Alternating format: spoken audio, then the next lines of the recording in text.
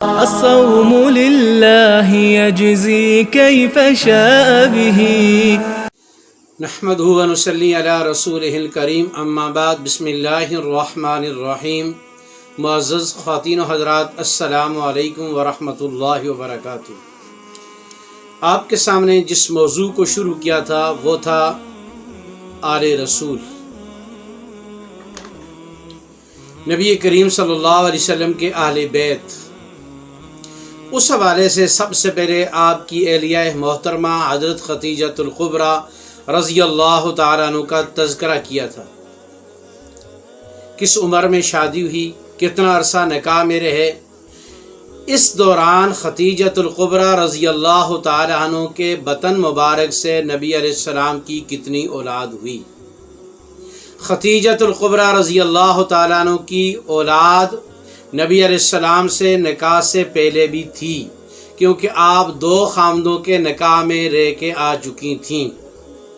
اس کے بعد تیسرے خامند نبی کریم صلی اللہ علیہ وسلم تھے، اور چونکہ اہل بیت کا تعلق نبی علیہ السلام کی ذات کے ساتھ ہے، لہٰذا ہم سیدہ کائنات حضرت خدیجۃ الکبریٰ رضی اللہ تعالیٰ عنہ کی اس اولاد کے اوپر بحث کریں گے کہ جو نبی علیہ السلام سے ہوئی۔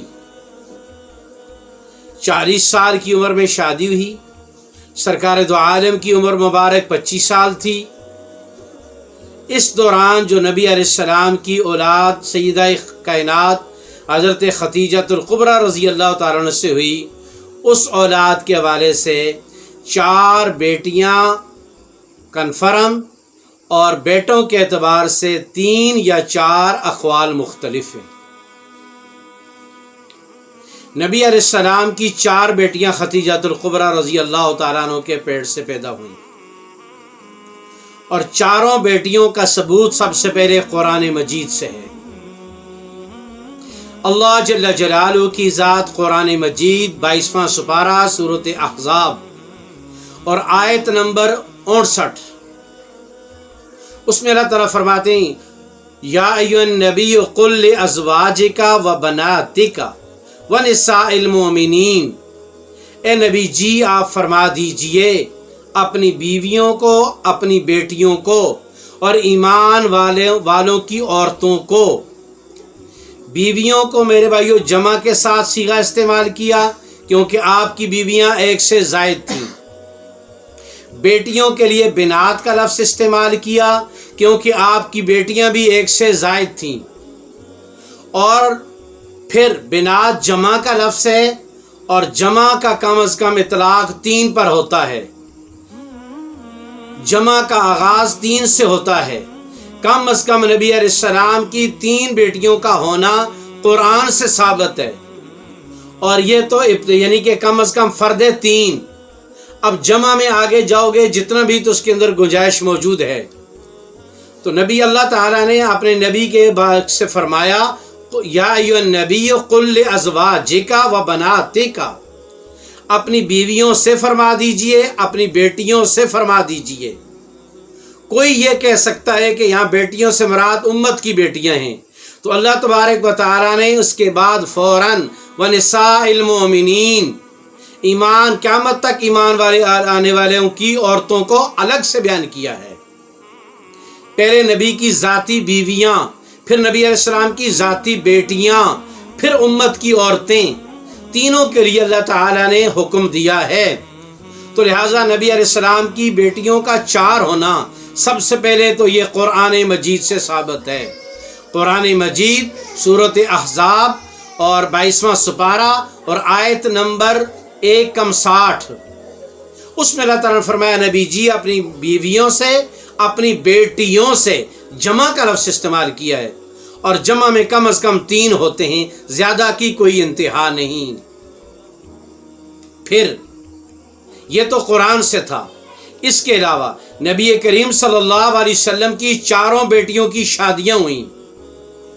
آپ کی بیٹیاں کی شادیاں کب ہوئیں، آپ کی بیٹیاں کن کے گھروں میں رہیں، ان کی اولاد ہوئی یا نہ ہوئی، آپ کی بیٹیوں کو نبی علیہ السلام کے دین کی وجہ سے کیا تکلیفیں آئیں، یہ ساری چیزیں تفصیلات کے ساتھ حدیث کے اندر موجود ہیں۔ جہاں حضرت فاطمہ رضی اللہ تعالیٰ عنہ کا تذکرہ ہے، اسی حدیث کے اندر حضرت زینب کا بھی تذکرہ ہے، ام کلثوم کا بھی تذکرہ ہے، حضرت رقیہ رضوان اللہ تعالی اجمعین کا بھی تذکرہ ہے۔ تو قرآن سے بھی چاروں بیٹیاں ثابت ہیں، اور احادیث رسول سے بھی چاروں بیٹیاں ثابت ہیں، تاریخ سے بھی چاروں بیٹیاں ثابت ہیں، اور دنیا میں جتنے بھی مسالک ہیں تمام مسالک سے بھی نبی علیہ السلام کی چاروں بیٹیاں ثابت ہیں۔ کوئی ایک دنیا میں مسلک ایسا نہیں ہے جو نبی علیہ السلام کی چاروں بیٹیوں کا انکاری ہو۔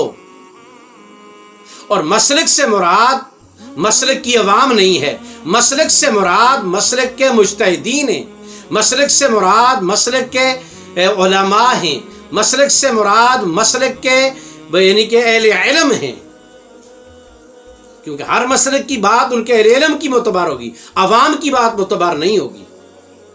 تو جتنے بھی مسالک ہیں ان تمام مسالک میں نبی علیہ السلام کی بیٹیاں چار ہیں۔ ابتدا قرآن سے ہوئی، اس کے بعد حدیث رسول ہے، اس کے بعد تاریخ ہے، اور اس کے بعد تمام مسالک کے ائمہ کرام ہیں۔ میں انشاءاللہ اس کے اوپر تفصیل سے بات کروں گا، ہر ایک سے دلیل کے ساتھ اس کی کتاب سے انشاءاللہ عرض کروں گا۔ تو بہرحال آج کی بات یہ ہے کہ نبی علیہ السلام کی چار بیٹیاں تھیں، حضرت زینب رضی اللہ تعالی، حضرت ام کلثوم رضی اللہ تعالی، حضرت رقیہ رضی اللہ تعالی، حضرت فاطمہ رضی اللہ تعالی رضوان اللہ تعالی اجمعین۔ یہ نبی علیہ السلام کی چار بیٹیاں تھیں، اور چاروں بیٹیاں نبی علیہ السلام کی خدیجۃ الکبریٰ رضی اللہ تعالیٰ عنہ سے پیدا ہوئیں۔ اب اگلا مسئلہ یہ ہے کب پیدا ہوئیں، ایک بات، اور پھر ان کی شادیاں کس کس کے ساتھ ہوئیں،